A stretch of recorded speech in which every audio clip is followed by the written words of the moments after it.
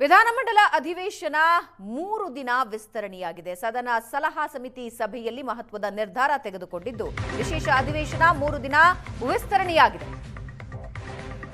ಬುಧವಾರ ಮಧ್ಯಾಹ್ನದವರೆಗೆ ಅಧಿವೇಶನ ವಿಸ್ತರಣೆ. ಸ್ಪೀಕರ್ ನೇತೃತ್ವದ ಸದನ ಸಲಹಾ ಸಮಿತಿ ಸಭೆಯಲ್ಲಿ ಈ ನಿರ್ಧಾರ ಮಾಡಿದ್ದಾರೆ. ಸಭೆಯಲ್ಲಿ ಸಿಎಂ, ವಿಪಕ್ಷ ನಾಯಕರು ಭಾಗಿಯಾಗಿದ್ದರು. ನರೇಗಾ ಬಗ್ಗೆ ಚರ್ಚೆಗಾಗಿ ವಿಶೇಷ ಅಧಿವೇಶನ ವಿಸ್ತರಣೆ ಮಾಡಿದ್ದಾರೆ. ನಾಳೆಗೆ ಮುಗಿಬೇಕಿತ್ತು ಅಧಿವೇಶನ. 3 ದಿನಗಳ ಕಾಲ ಈಗ ವಿಸ್ತರಣೆ ಆಗಿದೆ.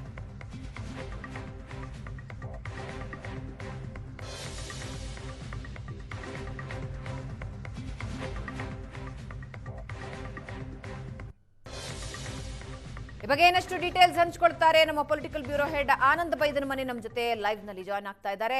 3 ದಿನಗಳ ವಿಸ್ತರಣೆಗೆ ನಿರ್ಧಾರ ತೆಗೆದುಕೊಂಡಿದ್ದಾರೆ. ನಿನ್ನೆಯ ಹೈಡ್ರಾಮಾ, ಸದನದಲ್ಲಿ ನಡೀತಾ ಇರೋ ಹಗ್ಗಜಗ್ಗಾಟಗಳು ನಾಳೆಗೆ ಅಂತ್ಯವಾಗುತ್ತೆ ಅಂತ ಹೇಳಲಾಗ್ತಾ ಇತ್ತು. ಆದ್ರೆ ನರೇಗಾ ಬಗೆಗಿನ ಚರ್ಚೆಗೆ 3 ದಿನಗಳ ವಿಸ್ತರಣೆಯಾಗಿದೆ. ಆನಂದ್, ಏನೆಲ್ಲ ಚರ್ಚೆಯಾಗಿದೆ? ಭಾವನಾ, ಈ ಬಾರಿಯ ಜಂಟಿ ಅಧಿವೇಶನ 22ರಿಂದ ಆರಂಭಗೊಂಡಿತ್ತು. ರಾಜ್ಯಪಾಲರಾಗಿರುವಂಥ ತಾವರ್ ಚಂದ್ ಗೆಹ್ಲೋಟ್ ಅವರು ಈ ಜಂಟಿ ಅಧಿವೇಶನ ಉದ್ದೇಶಿಸಿ ಭಾಷಣ ಮಾಡುವ ಪ್ರಕ್ರಿಯೆಯೊಂದಿಗೆ ಅಧಿಕೃತವಾಗಿರ್ತಕ್ಕಂಥ ಅಧಿವೇಶನ ಆರಂಭಗೊಂಡಿತ್ತು. ಈ ತಿಂಗಳ 31ರವರೆಗೆ ಅಂದರೆ ನಾಡಿದ ತನಕನೂ ಕೂಡ ಈ ಅಧಿವೇಶನ ನಡೆಸಬೇಕು ಅಂತೇಳಿ ಸರ್ಕಾರ ನಿರ್ಧಾರ ಮಾಡಿದ್ದು. ಅಧಿಕೃತವಾಗಿರ್ತಕ್ಕಂಥ ವೇಳಾಪಟ್ಟಿಯನ್ನು ವಿಧಾನಸಭೆಯ ಸಚಿವಾಲಯ ಅಧಿಕೃತವಾಗಿ ಹೊರಡಿಸಿತ್ತು.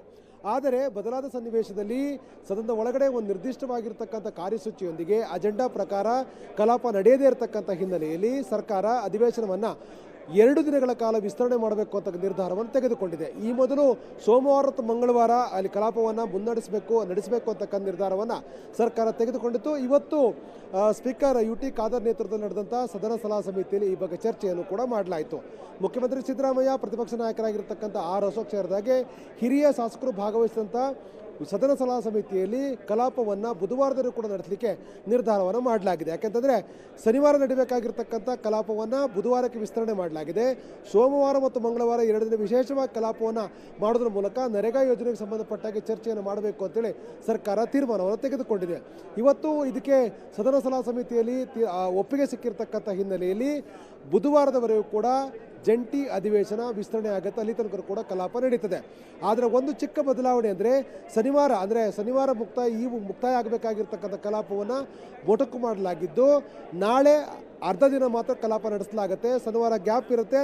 ಸೋಮವಾರ, ಮಂಗಳವಾರ, ಬುಧವಾರ ದಿನ ಕಲಾಪವನ್ನು ನಡೆಸಲಿಕ್ಕೆ ತೀರ್ಮಾನವನ್ನು ತೆಗೆದುಕೊಳ್ಳಲಾಗಿದೆ.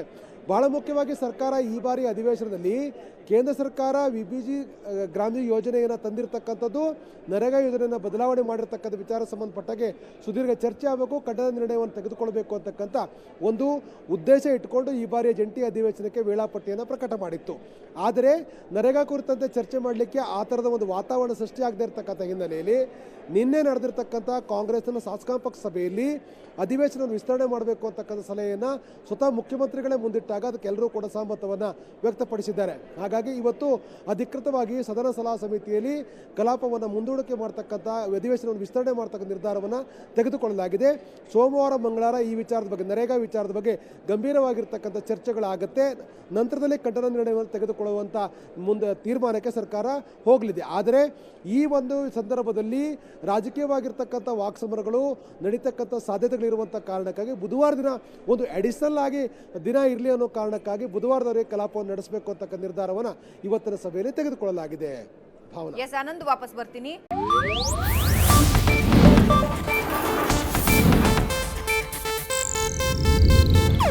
ಇದು ಏಷ್ಯಾನೆಟ್ ನ್ಯೂಸ್ ನೆಟ್ವರ್ಕ್ ಪ್ರಸ್ತುತಿ.